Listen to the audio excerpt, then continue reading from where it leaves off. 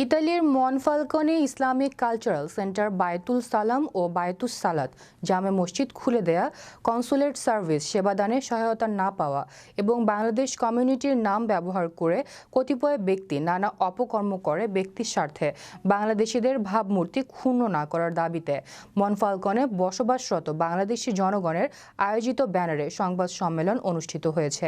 Italy প্রতিনিধি সজিব আল হোসাইন জানান, আয়োজিত সংবাদ সম্মেলনে স্বাগত বক্তব্য রাখেন ইসলামিক কালচারাল সেন্টার বায়তুল সালাম এর ভারপ্রাপ্ত সভাপতি নুরুল আমিন খন্দকার, বায়তুস সালাতের সভাপতি রেজাউল হক রাজু, সোশ্যাল অ্যাক্টিভিস্ট মাসুম আহমেদ। পরে লিখিত বক্তব্যে হামিম আহমেদ মনফালকনে বাংলাদেশি সহ মুসলিম কমিউনিটির স্বার্থ সংশ্লিষ্ট বিভিন্ন বিষয়ে সমসাময়িক ঘটনা প্রবাহ নিয়ে ব্যক্তিবিশেষের ব্যক্তিগত উদ্যোগে নানাবিধি বিভ্রান্ত অপপ্রচার না করার দাবি জানান। গত 23শে ডিসেম্বর 2টি মসজিদ খুলে দেওয়ার দাবিতে প্রতিবাদ সমাবেশ ও মৌন মিছিল সফল করার লক্ষ্যে 5 সদস্যের একটি কমিটি গঠন করা হয়।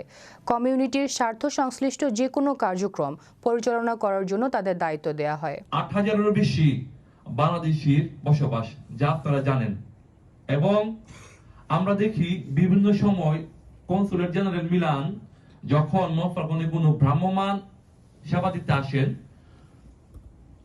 সবচেয়ে বড় যে দুটি সংগঠন চেন্দ্র ইসলামিক, ওনাদের সাথে কোনো ধরনের কোনো যোগাযোগ ওনারা করে আসেন না।